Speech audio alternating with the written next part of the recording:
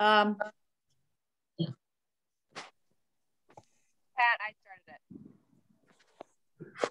Friends, I'm very happy to introduce Faithe Colas. She's well known and a beloved granddaughter of Lucille Barron. And we were just chatting a little as we were getting to know each other. And so many of you saw the promotion of Faithe, so you know about her, and she's well known and appreciated in Milwaukee. But one thing I do want to add is we were talking about movement birthdays, and that may be one of the questions that we start using based on Lisa Jones talking about it last month.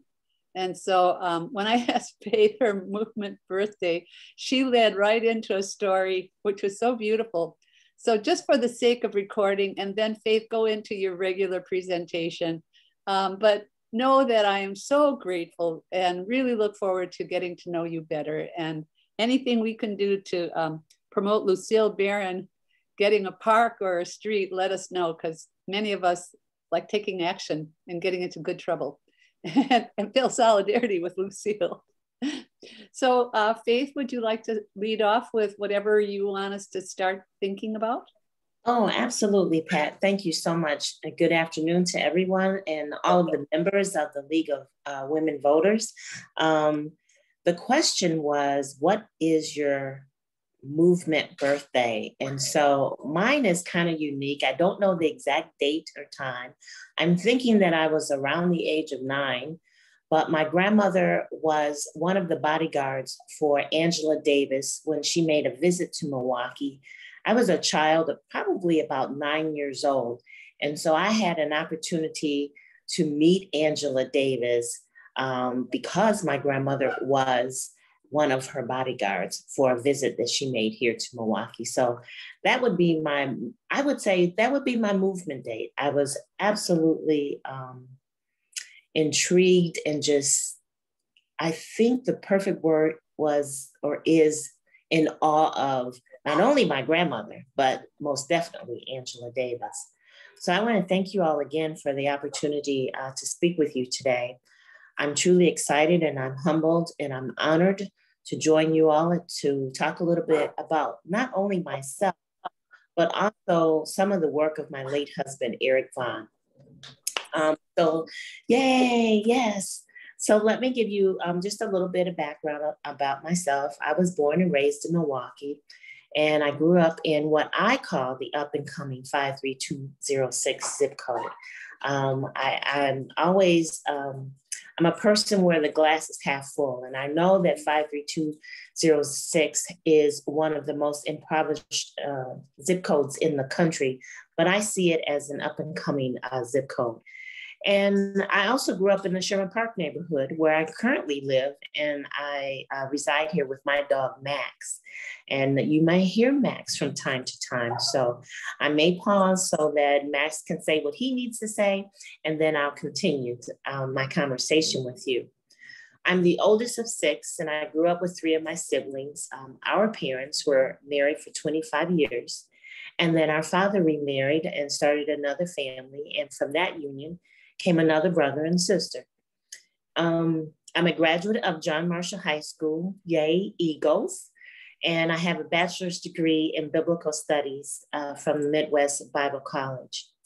I have a blended family. My daughter, Paige, who is an actress and lives in California with her dog, Bailey. And I have 2 daughters that Eric brought into our relationship and marriage, Bria and Erica, and 2 grandchildren, Dominic and Ariel, who live in Washington, D.C. with their mom and their grandmother, Lynette. Washington, D.C. is where Eric was born and raised.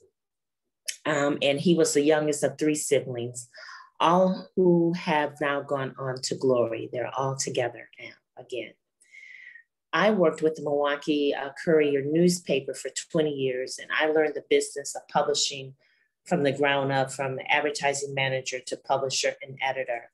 And I just want to pause there for a second, because when we talk about the moment of my movement birthday, that would be the second phase of really involving myself in the movement at another level. I think that there are lots of social justice lanes, and mine was to be what I might call kind of like a backstage, if you will, although media is not that.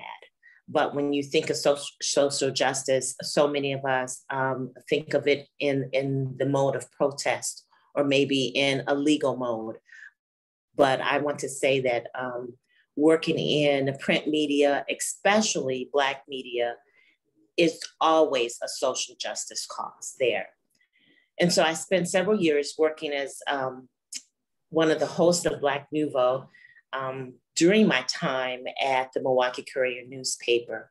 And as all of you may know, that Black Nouveau is on MPTV. And I also spent 11 years in the nonprofit world with the Salvation Army as the community relations director, and subsequently was promoted to the assistant divisional director of development. Another pause that I want to take in terms of how social justice, my work in social justice came about in helping people that come through the doors of the Salvation Army, helping the community understand the impact of working with families that are disadvantaged, unemployed, and marginalized. And then currently my work is, I work with the Milwaukee County Sheriff's Office as a senior advisor. But today I'm going to be wearing my hat as the president of VonCommunications and the host of There's Always Something Good to Talk About, which airs on WNOV 860 AM. In my show, I talk about all the good work that people are doing in this community and around the country. It's important for me to remind listeners that while we have major issues in this city and around the country as it relates to social justice, discrimination, racism, and equity, there are people that are making progress. And it's important to me as an individual that we remind each other, that I remind one another and our listeners that the glass is half full, that while we're working to make things better, even if we move the needle a slither of a bit, if we move it just a bit, we're still moving it forward, you know? And so it's important to me because I just believe, again, the glass is half full, and and with that, that's where we get hope from. That's where I get my hope from, knowing that the glass is half full, knowing that all the work that's being done is not being done in vain. And so let me tell you a little bit about Eric and I. I met my late husband in 2002 at the NAACP National Convention that was here in Milwaukee. And we were both working in the media center at the Wisconsin Center. We were on opposite ends of the room. And at some point we ended up in a hallway and we were introduced to one another. What's so strange about this is I listened to Eric on the air for 10 years before I actually met him. So you gotta, go 10 years before 2002, at least 10 years before 2002, when I finally met him. And his work was absolutely social justice work. And as I tell you more about some of what Eric was doing on the last days of his life here in this community, you'll understand what it is that I mean when I say that. Because I think that African Americans and other people of color that work in media, we're not only doing social justice work in print and now in social media spaces and in broadcasting on television and radio, but if you're not working for a Black media organization, you are constantly challenged with addressing social justice issues, if not for your own, if not for speaking out for yourself behind closed doors. Eric was a transplant to Milwaukee from Washington, D.C., and he began his radio career as a disc jockey playing music before serving as a reporter and an anchor and a business manager for Radio 1 in Washington, D.C. His first talk radio interview came about as a result of a D.C. station owner, Kathy Hughes, who was unable to do her radio show one day. So she asked Eric to do her show, and she gave him one question to ask her guests, who were Dick Gregory and Jesse Jackson. It was that first interview and opportunity that launched Eric's career and his love for talk radio. He did that. He asked that question. And of course, as you can imagine, Dick Gregory and Jesse Jackson took over the show. But it was that opportunity and that experience that helped Eric launch his career that spanned over 25 years and brought him right here to this community here in Milwaukee. He was a veteran radio host, a journalist, and a commentator, very well respected. Maybe you didn't always agree with him, but you could always count on an intelligent conversation based in, supported in facts, in respectful and reasonable tones. He leveraged his love of radio to make Milwaukee a better place to live for Black families. He had a unique way of bringing people from all walks of life together to achieve that good. And I think that speaks to how he addressed social justice, understanding that all people from all types of cultural backgrounds needed to be at the table if we were going to move the social justice needle for African Americans in the city. Eric's entire purpose for being behind the mic was to inform, educate, and empower Milwaukee and Milwaukee's Black community. It was just as important to him then as it is to us today for everyone to understand the impact of racism and the inequality from the lens of Black people. It's important for me to just make a note here that my husband was not only a member of the news media, as was myself. We were not only members of the news media, but Eric was also a leading member of Black media in the country. I don't think I quite got to that level, but I think that wherever we are as African Americans in media positions, we have a responsibility wherever we are to continue to push for social justice and to keep those things that are of concern to African American families, and to remind other people how important the contributions that we've made to this country and to this world are, as if we're all going to have a clear understanding and value our relationships together. Since we both share that in common, we often had discussions of what the world would look like and be like for us as Black people if there were no Black people or other people of color in newsrooms or in talk radio or in print media for that matter. And now, of course, in social media. We often wonder what our world and the world of our children and our grandchildren would look like had we not taken this path. How would our stories be told? And without social media, how would George Floyd's story truly have been told, right? What would we have known? And more importantly, what would we have not known? Eric and I wondered how our stories and our perspectives as people of color on issues of the economy and economic development, education, business, home ownership, wealth building, parenting, entertainment and the arts, health and politics would ever be told if we were not standing on the shoulders of those who paved the way before us. Had we not taken the paths that we took, how would our stories ever be told and our history in America be recorded, or our history in this town be recorded? And I want to share a bit about Eric's health issues, because I wonder how much of this, his history was impacted by health disparities, because he had heart disease that was not even detected when he was in the Air Force. So, you know, you kind of wonder, had it been caught then, maybe my husband would have lived past the age of 58, but we never know. And of course, because of his own health issues, he also started Brain, Brawn, and Body, a health and wellness website for African-American men.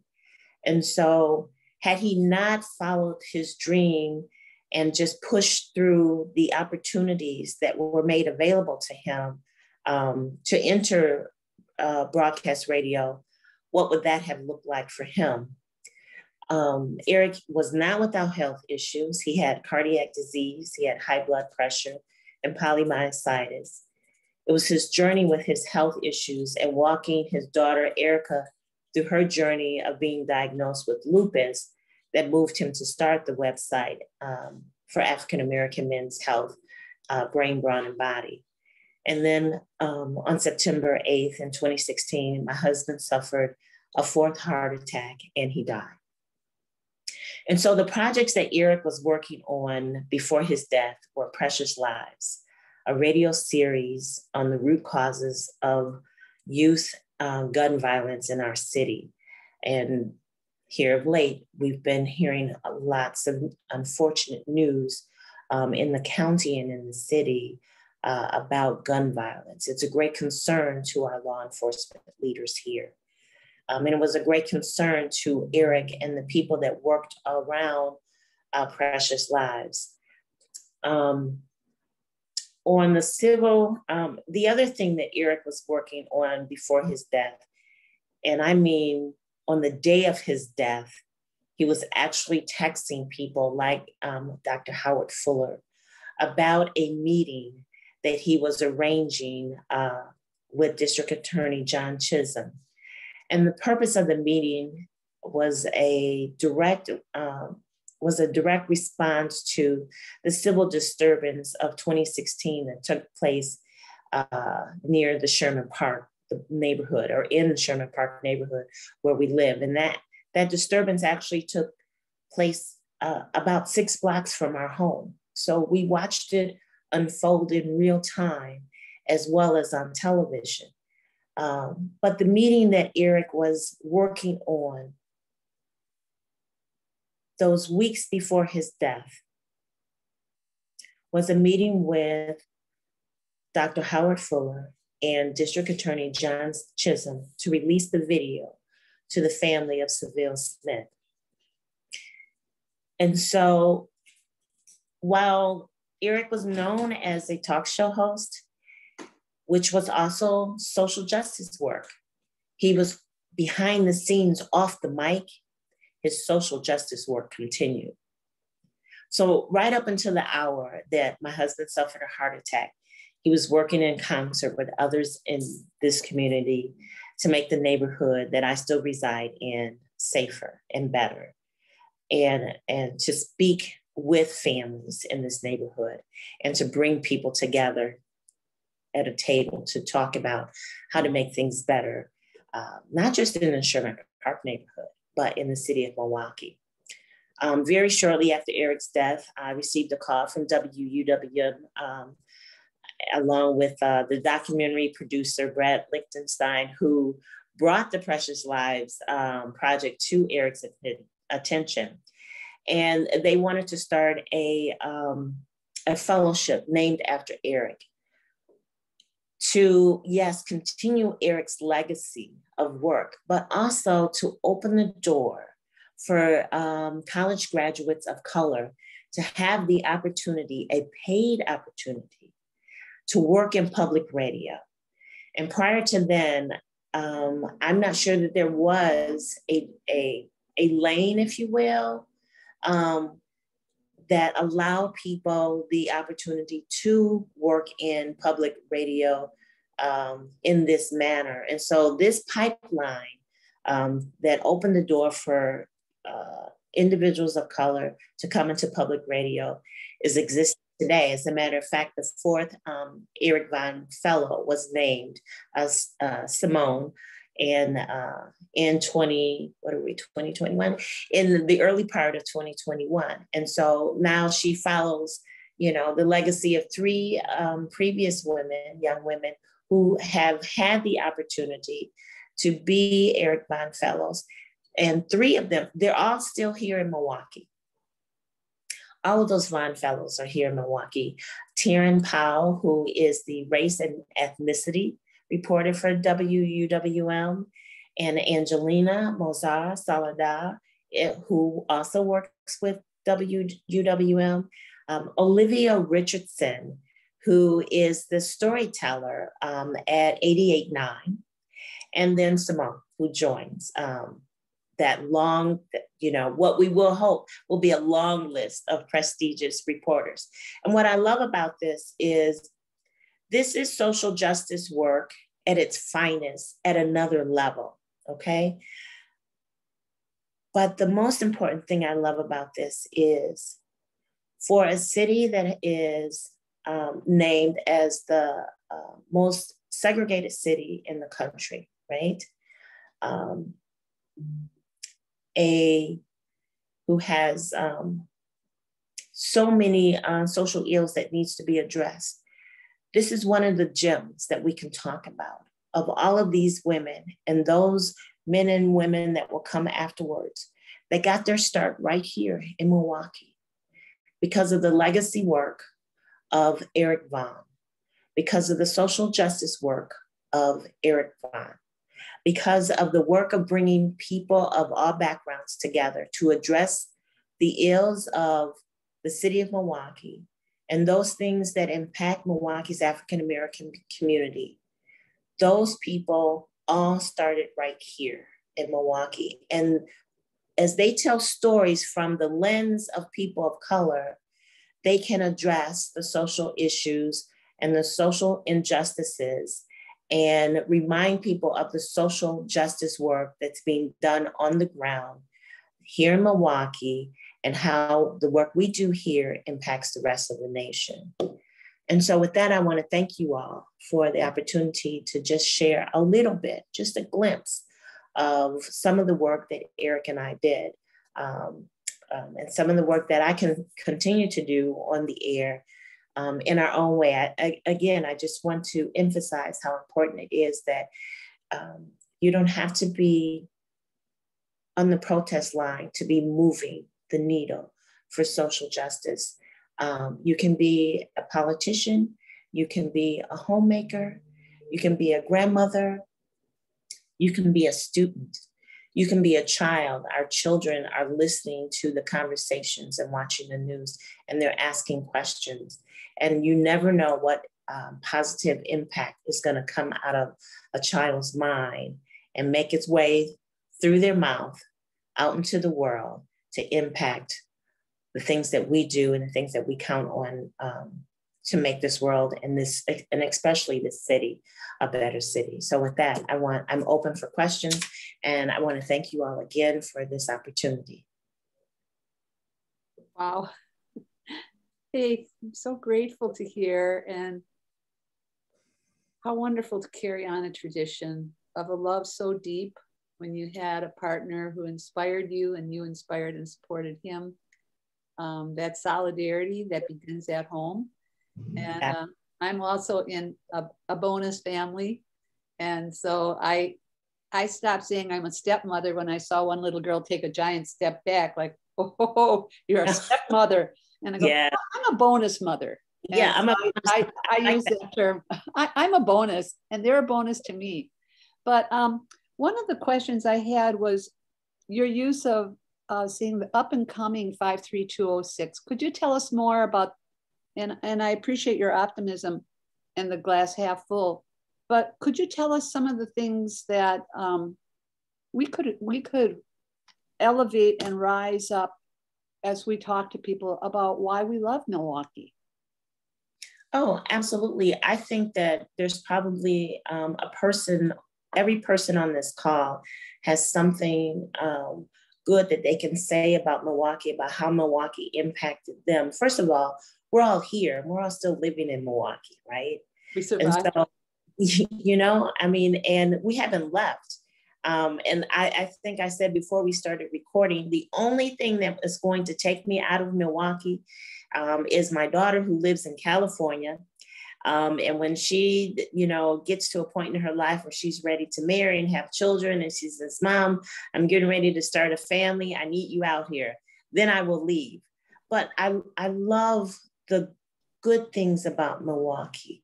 I love that it's a city of neighborhoods.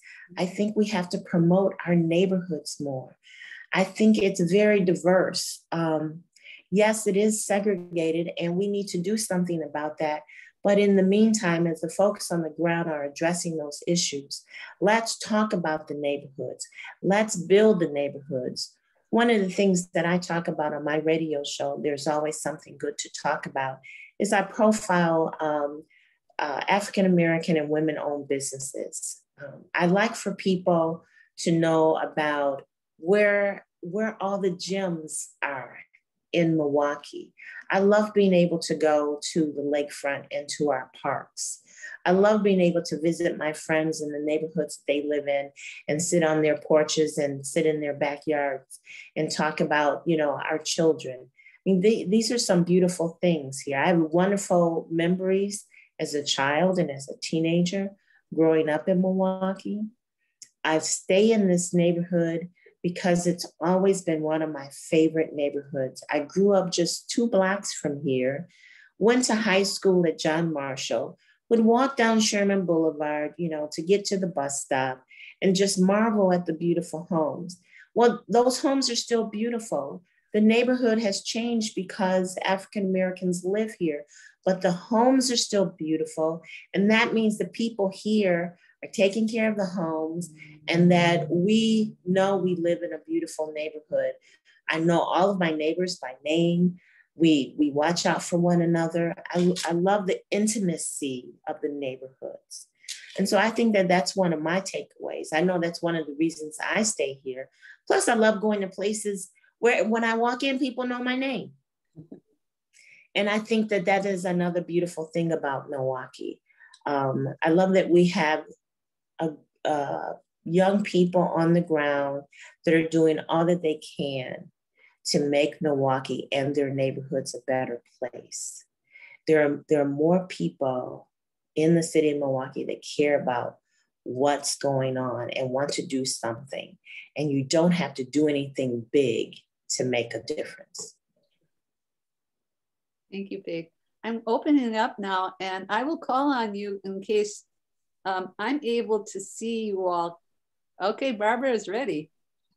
Well, you know what? Excuse me. I want to piggyback on what the question that Pat just asked about 53206. And actually, I've maybe make a comment more so than a question. I, like you, grew up in 53206.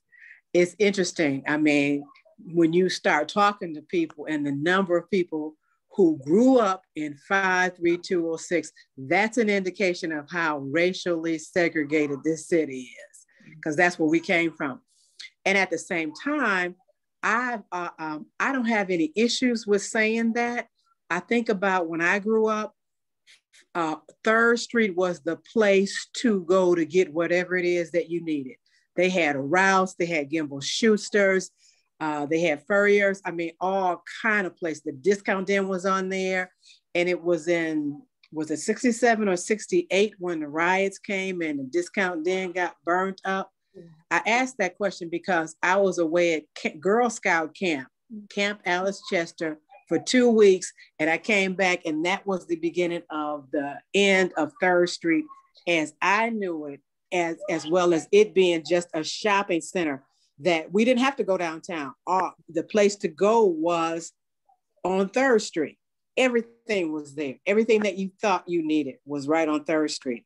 So that's right. For me, having grown up there, it's good to hear you say, Pat, that Faith, to hear you say that it's up and coming, 53206. Because when I go on it now, I can still tell you the buildings that were there when I was growing up. And it's nice to see some other ones start blossoming and popping up on 3rd Street. Yeah. So yeah, I mean, that's a history that if you didn't grow up in 53206, you missed out. Let me just put it like that. That's how I'll say it. Say it, Faith, when we talk about our glass being half full, yes, that's a lot of good things and a lot of good people came out of 53206, regardless of how people think about it now. Absolutely. We didn't, you know, I used to walk to school. I went to Clark Street School until 1st grade. And we used to walk to, after we were bused, then my mother decided no more busing for us. We walked to another community school, St. Leo. And we will walk across the street to Center Street Library.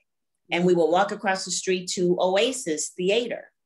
And then down the block and around the corner was, you know, my girlfriend, you know, and we would literally walk down to Sears on Fond du Lac. So we lived on 25th Center Street, and we would walk, you know, down Fond du Lac Avenue to Sears, and that's where we would shop, you know. And my mom signed me up. I don't know how many other, I never saw any other little Black girls in my class, but I went to charm school twice. So I don't know if I went twice because I just didn't get it the first time around, or if my mother was just insistent that you are going to just be polite as polite can be. But everything that we needed was right there in the neighborhood. Now, what wasn't in the neighborhood, we drove to it. And my mother would, I remember going to Glendale to go grocery shopping. Wednesday was grocery shopping day. So we went to all these grocery stores that were not in our neighborhood. They were not there. And we would, and people would look at us, you know, and here's this woman in tow with 4 children, you know, and each one of us had a grocery basket for, you know, all of her coupons. But 53206 didn't get to be 53206 alone. Everyone in the city in leadership from that time to this time has a responsibility for its demise, if you will, but also for uplifting it.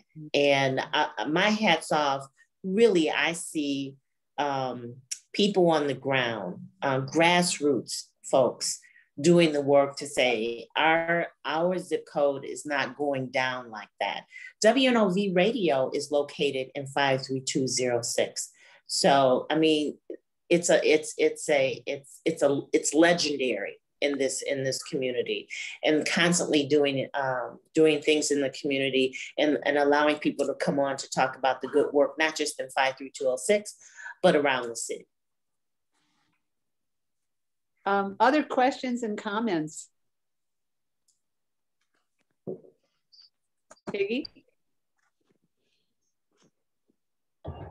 Thanks, Pat. Faith, I really appreciated your comments about the roles in the social justice work. Journalism as a profession has taken quite a beating in the last few years, and you know, we see so many misguided acts that I would trace to people being misinformed. Mm-hmm. And it's so important to have journalists out there, local journalists telling local stories. And I was a big admirer of Eric Vaughn's work. I only met him once in passing, and I remember I was kind of tongue-tied and gave a very clumsy compliment and told him how much I liked his work. But it's critical for the social justice movement. So I really appreciate your saying that. And of course, the Vaughn Fellowship. Thank you, Peggy. I thank you very much. I hope I don't embarrass my friend, but, oh, Deborah, I was just going to call on you. I was going to ask her, I just wanted to say that, Faith, I'm really proud of you and the work that you do. And I thought it was just so beautiful how you honored your husband, and keep up the good work, especially with the mentorship program, well, not the you didn't say mentorship program, but fellowship program. Thank you. Thank you, Deborah. I appreciate that. Thank you, Deborah. Thank you, Peggy. I really appreciate y'all having the opportunity to meet Eric and of course, listen to him for over the years, and appreciate the work that he has done. I also want to add, as it relates to broadcast careers, it's not just journalists, but I hope that some of the fellows will have an opportunity to transition their work from radio to television, possibly in other areas of media. We really need people of color as news directors, as editorial, as editors, as part of editorial boards. And so I'm hoping, that the Eric Von Fellowship, Broadcast Fellowship, is just an entryway to the next phases, the next branches, if you will, of media. And so, you have this journey to do broadcast radio. So you get this opportunity, but your career could be 10, 15, 20, 30 years. And it doesn't have to just be in radio. You can move into these other spaces. So I hope that the Von Fellows and all of you that may meet some of them or other people of color that are interested in journalism and media and communications, if you can just pass that on, maybe you want to be a news director or general managers, that's where decisions are made. Faith, you bring up a very good point, because if we don't have people in those newsrooms who look like us, a lot of our information is not being told. It seems like it's always the negative stuff that's being told. And we need to have some people who have an understanding of us, who look like us, that know how to tell the story. It was interesting, just was it last week or 2 weeks ago? I'll give you an example. When the Tulsa massacres, Channel 12 showed that, and they had advertised it, and that it was coming on, and then on the day that it was supposed to come on, there was a basketball game that got preempted. And then they announced on the news that they would show that program at 2:05 a.m. in the morning, okay? And so I hope a lot of people called, but I know that I did. I called Jan Wade, and I left a message for her to tell her that I was angry because who's up at 2:05? I said that story was too important for it to be shown at 2:05 a.m. in the morning. And to her credit, she got back to me, called me back 2 days later, left an extended message explaining what had happened, and then informed me. And again, I think because people probably called in and told her and said this, that it was going to be shown that Sunday at 6 o'clock, because I said, why isn't this being shown in prime time? Now, I said that to say this. If that had been if Jan Wade had been Black, there's no way that would have ever even been scheduled for 2:05 a.m. in the morning. It just wouldn't have happened like that.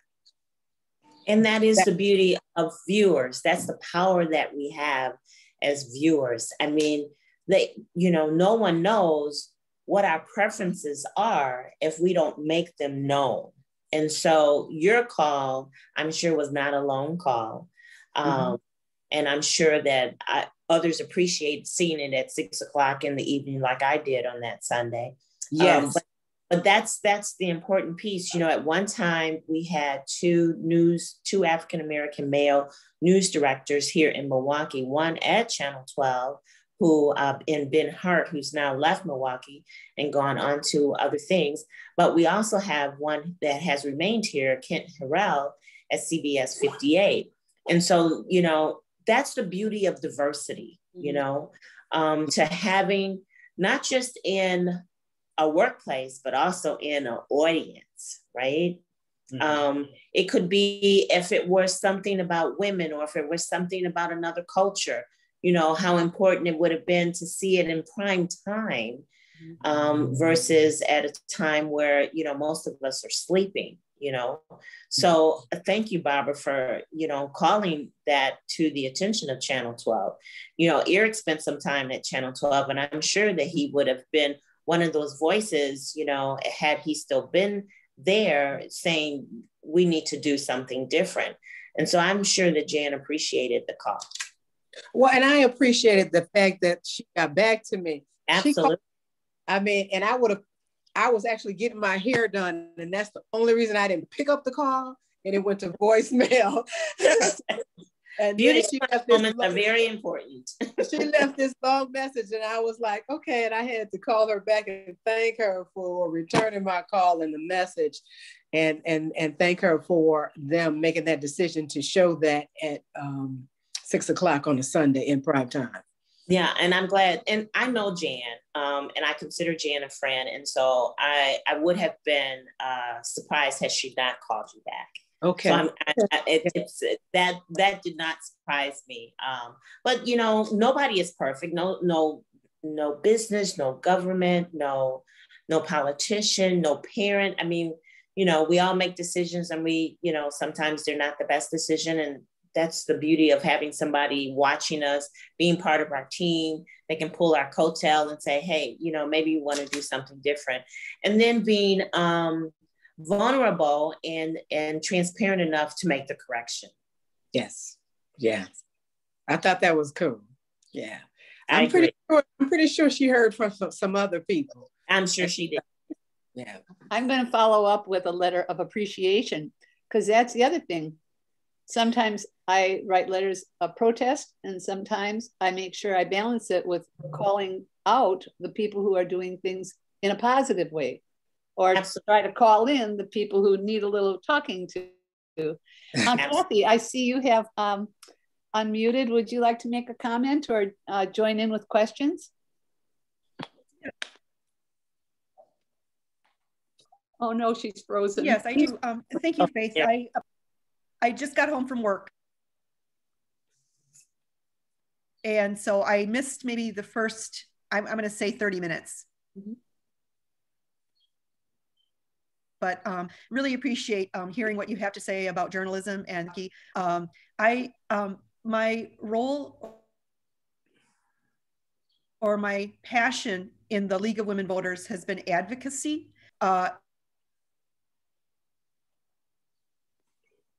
At a what community safety looks like. And I'm wondering if you could just comment on the role of journalism and what that means to a healthy community safety plan going forward. Well, let me say it like this. And it's interesting that you bring that up, Kathy, because I was going to mention this as a follow-up to what Pat said about bringing something to someone's attention and then following up with a thank you. Mm-hmm. So as you know, I live on Sherman Boulevard, and I think everyone thinks the speed limit on this street is 50 miles an hour. And it so is not, as you all know that as well. I reached out to my Alderman Stamper, via email, who, you know, Alderman Stamper is very responsive, and he lives across the street from me. And so he's not just my alderman, but he's also my neighbor. And I sent him an email a week or so ago saying that, can we get some kind of a sign or a lighted sign or something on Sherman Boulevard that tells people this is your speed, you know, so they can see they're being clocked at 40 miles an hour, 50 miles an hour, 60 miles an hour. And so within 2 weeks, there was a sign put out on the boulevard that said something to the effect of speed, like evaluating the speed, speed enforcement kind of thing. And so I circled back around to him to say thank you for doing that. And I was so elated when I saw that, because I was wondering, why is everybody driving so slowly when I got off the highway?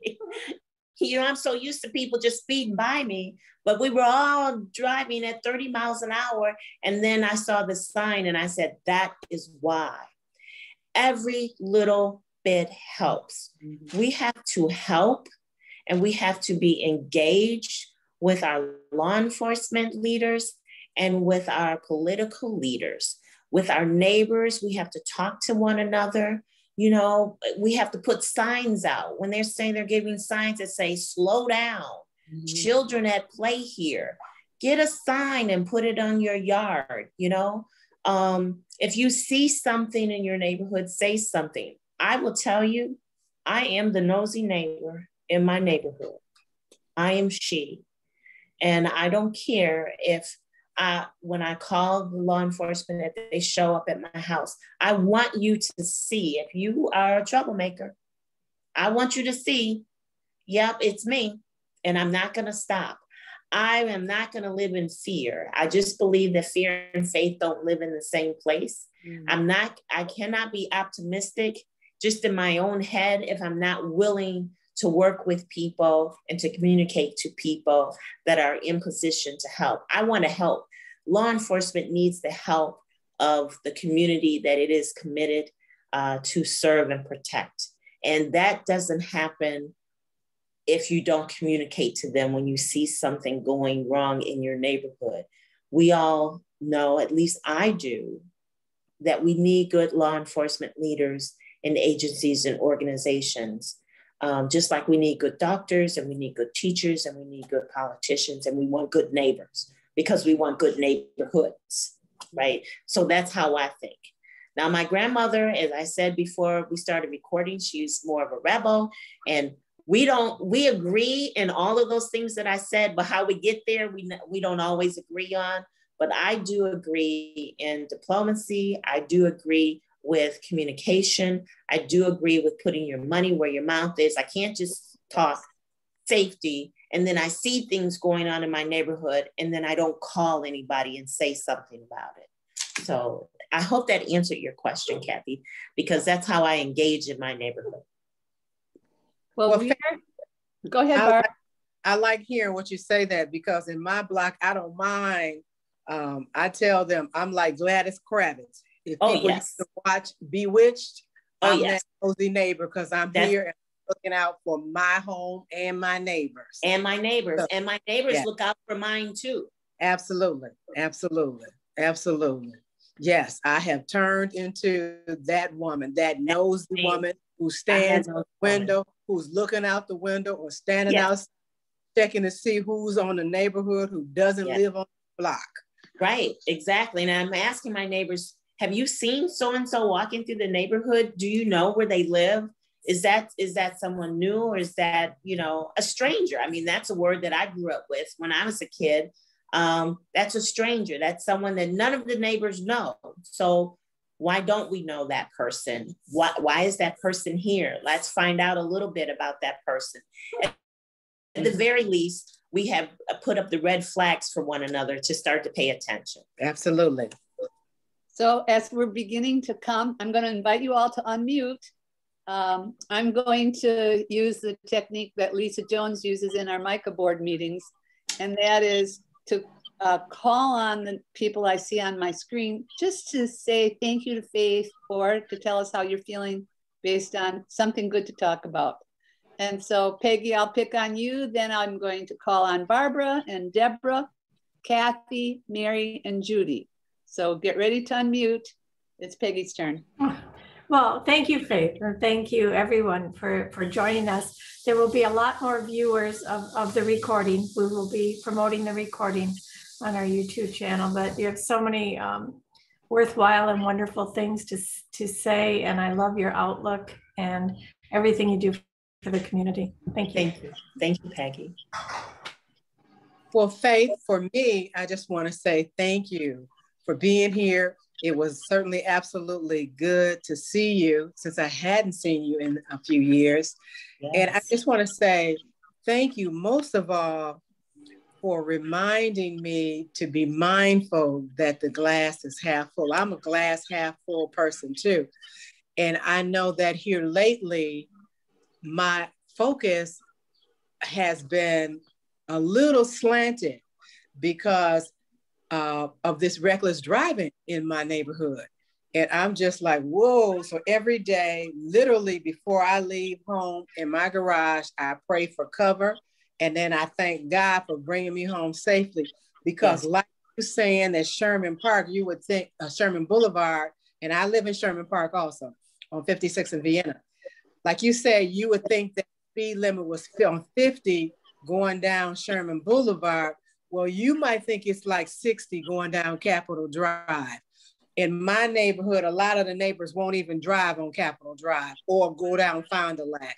So that has been on my focus here lately, and I have to kind of shift that a little bit and think of the good things. But it's like driving just makes me so nervous till it's now based on what I've seen.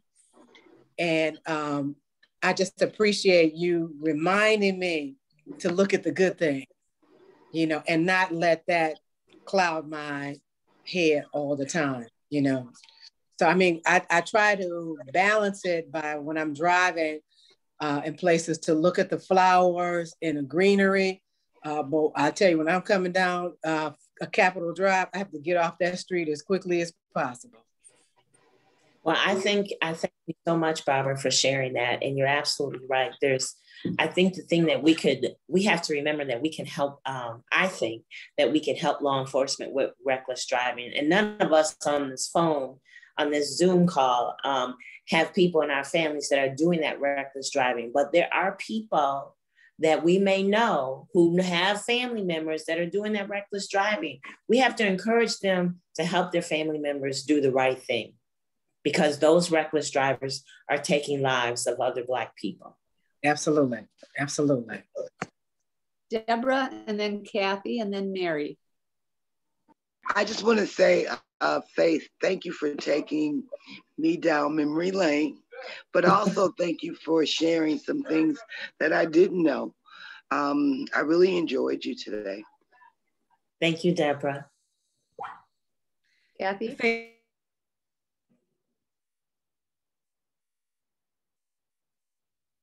Thank you very much. And you're coming, I'm sorry, operating or proceeding out of, not out of fear. You know, I really appreciate that. That really resonates with me.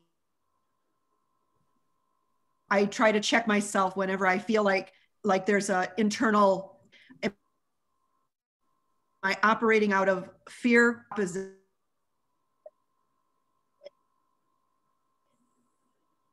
which is love. So I believe all of us,